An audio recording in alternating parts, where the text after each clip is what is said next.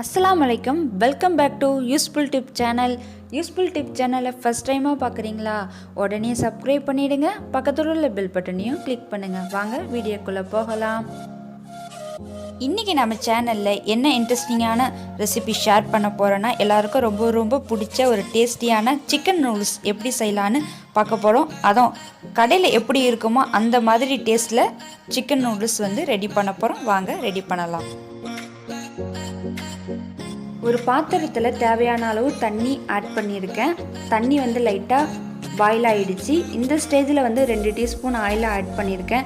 எதனாலனா நூடுல்ஸ் ஒட்டாமல் வரணும், அதுக்காக தேவையான அளவு சால்ட்டு ஆட் பண்ணியிருக்கேன். கொதி வந்த பிறகு 400 கிராம் நூடுல்ஸை ஆட் பண்ணியாச்சு.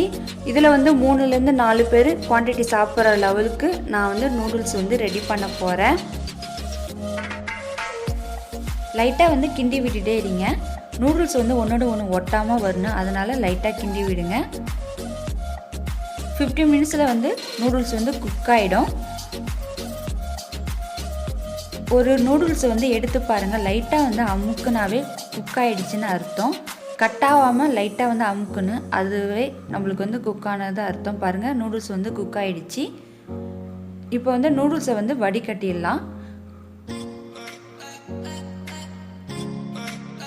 வாட்டர் இல்லாமல் வடிகட்டிக்கோங்க. ப்ளேன் வாட்டர் கொஞ்சம் ஆட் பண்ணியிருக்கேன். நூடுல்ஸ் ஒன்றோட ஒன்று ஒட்டாமல் வரணும், அதனால ப்ளேன் வாட்டர் ஆட் பண்ணியாச்சு.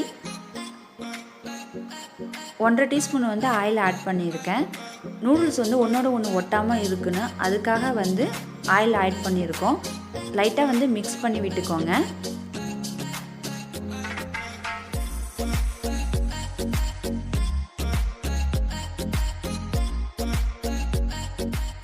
நூடுல்ஸ் ரெடி பண்ணுறதுக்கு முன்னாடி பாத்திரத்தில் தேவையான அளவு ஆயில் ஆட் பண்ணி சிக்கனை ஃப்ரை பண்ணி எடுத்துக்க போகிறோம். நூடுல்ஸில் சிக்கன் போட்டால் இன்னும் டேஸ்ட்டாக இருக்கும். நீங்கள் சிக்கன் இல்லாட்டி எக்கு போட்டு கூட நீங்கள் செய்யலாம். சிக்கனை ஃப்ரை பண்ணி எடுத்தாச்சு. நெக்ஸ்ட்டு நான் எக்கு 2 எக்கு ஆட் பண்ணியிருக்கேன்.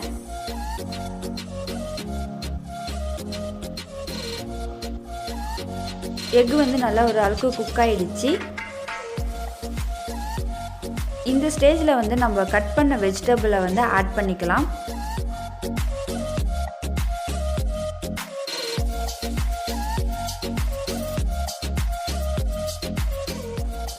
வெஜிடபிளை நல்லா வதக்கிக்கலாம். நூடுல்ஸில் 1 டீஸ்பூன் சால்ட் ஆட் பண்ணியிருக்கேன். இந்த வெஜிடபிளுக்கு 1.5 டீஸ்பூன் சால்ட் ஆட் பண்ணுறேன். இஞ்சி பூண்டு பேஸ்ட் 1.5 டீஸ்பூன் ஆட் பண்ணுறேன். இதோட ரா ஸ்மெல் போகிற வரைக்கும் நல்லா வதக்கிக்கலாம். மீடியமான ஃப்ளேமில் வச்சு நம்ம வதக்கிக்கலாம். நெக்ஸ்ட்டு நம்ம சாப் பண்ண குடமிளகாவை ஆட் பண்ணிக்க போகிறேன். காரத்துக்கு தகுந்த மாதிரி பச்சை மிளகா ஆட் பண்ணிக்கோங்க. Next soya sauce 3 teaspoon add பண்ணியிருக்கேன். நூடுல்ஸ் கடையில் உள்ள மாதிரி வேணும்னா சோயா சாஸ் சேர்த்தா தான் அந்த டேஸ்ட் ஃப்ளேவர் கிடைக்கும். அதனால் நான் சோயா சாஸ் ஆட் பண்ணியிருக்கேன். 1 டீஸ்பூன் நூடுல்ஸ் மசாலா ஆட் பண்ணியிருக்கேன். நீங்கள் இருந்தால் ஆட் பண்ணிக்கோங்க, இல்லாட்டி மிளகாய் தூள் கூட நீங்கள் ஆட் பண்ணிக்கோங்க. இது கொஞ்சம் காரமாக இருக்கும், அதுக்காக அந்த மசாலா ஆட் பண்ணியிருக்கேன். நம்ம ஃப்ரை பண்ண சிக்கனை இப்போ ஆட் பண்ணிக்கலாம். லைட்டாக மிக்ஸ் பண்ணியாச்சு. இது கூட 1.5 டீஸ்பூன் பெப்பர் தூள் ஆட் பண்ணியிருக்கேன். நம்ம குக் பண்ண நூடுல்ஸை இப்போ ஆட் பண்ணிடலாம். நல்லா மிக்ஸ் பண்ணி விடுங்க. அந்த மசாலா நூடுல்ஸில் நல்லா மிக்ஸ் பண்ணுற அளவுக்கு நல்லா மிக்ஸ் பண்ணி விடுங்க. நூடுல்ஸ் மிக்ஸ் பண்ணிட்டா ரெடி ஆகிடுச்சு. இதில் டொமேட்டோ சாஸ் ஆட் பண்ணி கூட மிக்ஸ் பண்ணிக்கலாம், இல்லாட்டி சாப்பிடும் போது கூட மிக்ஸ் பண்ணி சாப்பிட்லாம். இன்னும் நல்ல டேஸ்ட் கொடுக்கும். நூடுல்ஸ் ரெடி ஆகிடுச்சு. பார்க்க எப்படி இருக்குது பாருங்கள், கலர்ஃபுல்லாக இருக்குது. நம்ம கடையில் எப்படி இருக்குமோ அந்த மாரி டேஸ்ட்டில் நல்லா கிடச்சிருக்கு.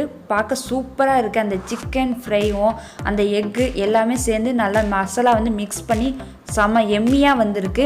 இப்போ எப்படி இருக்குன்னு சாப்பிட்டு பார்த்து உங்களுக்கு சொல்கிறேன். பாருங்கள், உதிரி உதிரியாக வந்திருக்கு. ஒன்றோட ஒன்று நூடுல்ஸ் ஒட்டாமல் வந்திருக்கு பாருங்கள். அதுதான் மெயின். டேஸ்ட்டாக நல்லா சூப்பராக இருக்குது, எம்மியாக இருக்குது. நீங்களும் இதை ட்ரை பண்ணி பாருங்கள். ட்ரை பண்ணி பார்த்துட்டு மறக்காமல் எனக்கு எப்படி இருக்குன்னு கமெண்ட் பண்ணுங்கள். ஃபஸ்ட் டைமாக யூஸ்ஃபுல் டிப் சேனலை பார்க்குறீங்களா? உடனே சப்ஸ்கிரைப் பண்ணிவிடுங்க. பக்கத்தில் உள்ள பெல் பட்டனையும் கிளிக் பண்ணுங்கள்.